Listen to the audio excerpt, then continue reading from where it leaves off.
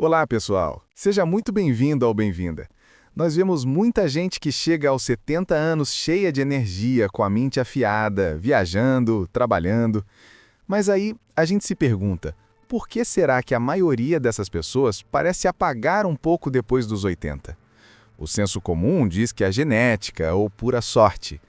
Mas a verdade é que tem muita coisa sutil e inesperada acontecendo por trás dessa perda de vitalidade. Não são só os vilões de sempre, como o cigarro ou má alimentação.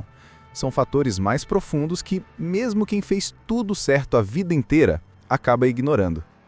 A boa notícia é que, se a gente souber quais são esses 5 fatores, agora ainda dá tempo de mudar o jogo. Fica comigo até o fim, porque o número 5 é o que dá o verdadeiro combustível para o nosso dia a dia. Vamos começar. Motivo 1. O sumiço do bate-papo simples, engajamento microsocial. O primeiro motivo, e talvez o mais subestimado, é o desaparecimento silencioso do que chamamos de engajamento microsocial. Não estou falando dos seus amigos de infância ou dos almoços de domingo em família. Isso é importantíssimo, claro. Estou falando daquelas pequenas interações do dia a dia que antes enchiam a nossa rotina, quase sem a gente notar. Sabe aquele bom dia que você dava para o porteiro do prédio?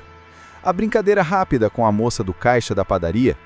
O aceno para o vizinho que passeia com o cachorro na mesma hora que você? Esses momentos minúsculos eram poderosos. Eles regulam o nosso sistema nervoso, fortalecem o senso de pertencimento e mantêm a fiação social do nosso cérebro bem ativa. Mas o que acontece? Depois de uma certa idade, a gente começa a simplificar a vida. Paramos de ir à feira porque pedimos tudo por aplicativo, deixamos de caminhar na rua porque o joelho não está a 100% ou por segurança. E quando esses pequenos pontos de contato social somem, a vitalidade vai junto.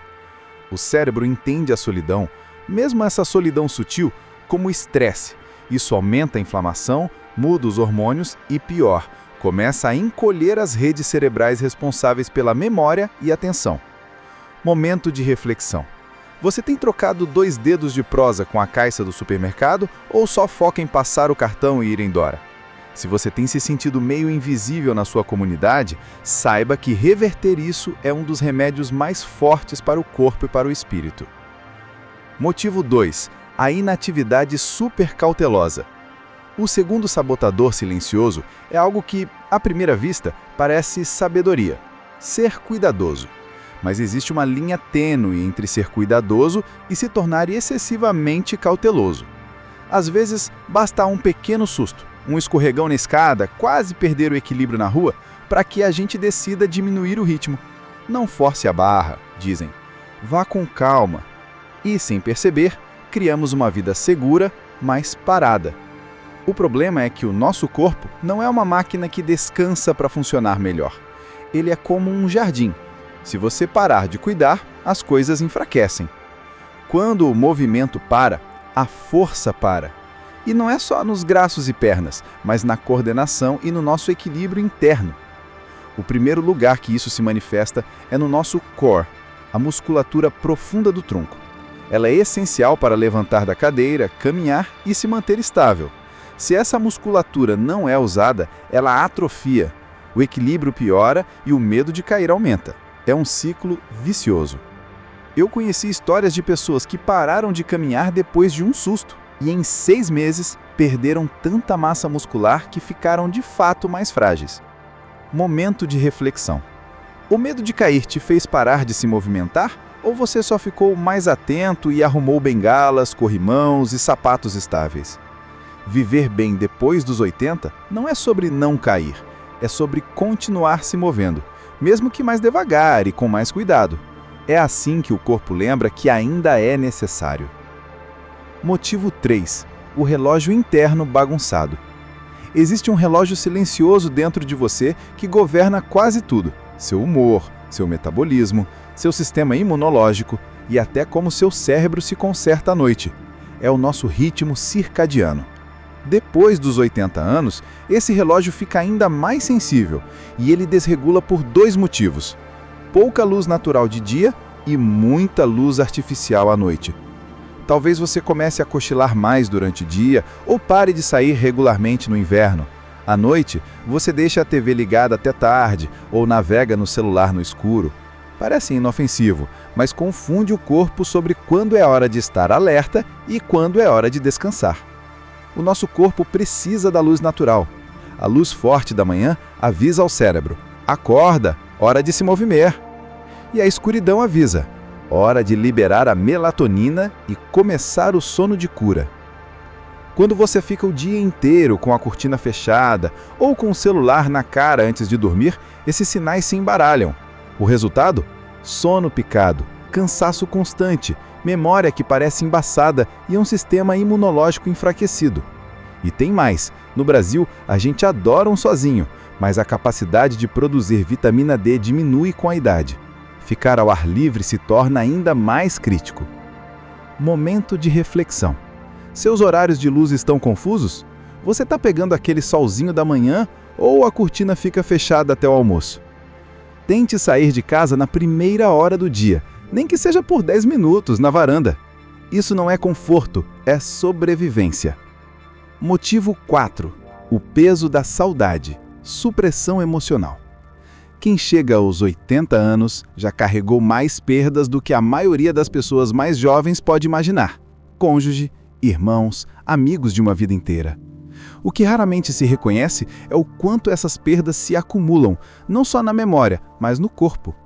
Muitas vezes a gente adota o hábito silencioso de engolir a dor, de colocar uma cara de forte porque acha que já deveria estar acostumado ou porque não tem mais com quem compartilhar a profundidade daquela perda.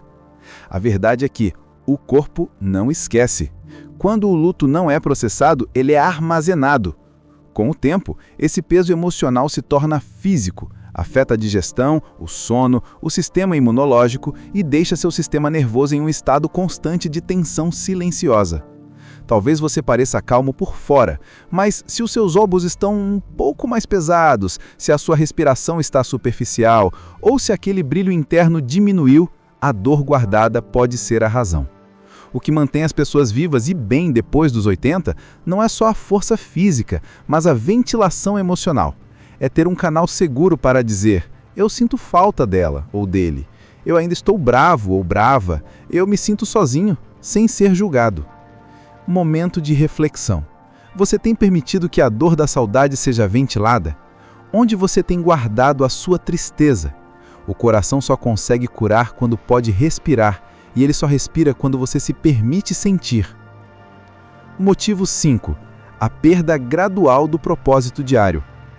Este é o motivo mais invisível, mas um dos mais importantes. A lenta erosão do propósito diário. Não estou falando de um propósito grandioso, filosófico, mas daquele simples. O que faz você levantar da cama de manhã, ter para onde ir ou o que fazer. Pode ser algo simples, regar as plantas, ligar para o afilhado, resolver o pequeno conserto no portão ou escrever um bilhete para alguém. Mas quando essas pequenas rotinas somem, quando a manhã chega sem nenhuma razão para se mover, algo dentro de nós começa a se desligar. O corpo escuta a mente. Se a mente não vê mais motivo para seguir em frente, o corpo acompanha. O apetite diminui, o movimento desacelera. É fácil ignorar, porque acontece de forma gradual. O grupo de crochê acabou, o clube parou de se reunir, a família visita menos. Você pensa, é normal da idade. Mas no fundo, os dias estão se misturando, cada um mais silencioso que o anterior. O segredo que ninguém te conta é que o corpo permanece vivo enquanto acreditar que é necessário. O propósito, mesmo mais simples, é como um combustível. Ele avisa as suas células para continuarem trabalhando e o seu cérebro para continuar aprendendo. Momento de reflexão. Qual é a sua âncora de hoje? O que faz você querer levantar da cama amanhã? Pode ser um pet, um jardim, uma oração matinal. O que importa não é a escala, mas a consistência. Longevidade não é só o coração batendo, é o coração querendo bater. Conclusão e chamada à ração. Chegamos ao fim. E a grande verdade é que a maioria das pessoas não enfraquece depois dos 80 por causa de um único evento. Não é um aniversário ou um diagnóstico. É o lento e silencioso desvanecer dos hábitos, dos ritmos e das razões para se manter engajado. Mas, assim como essas mudanças acontecem devagar, elas podem ser revertidas devagar.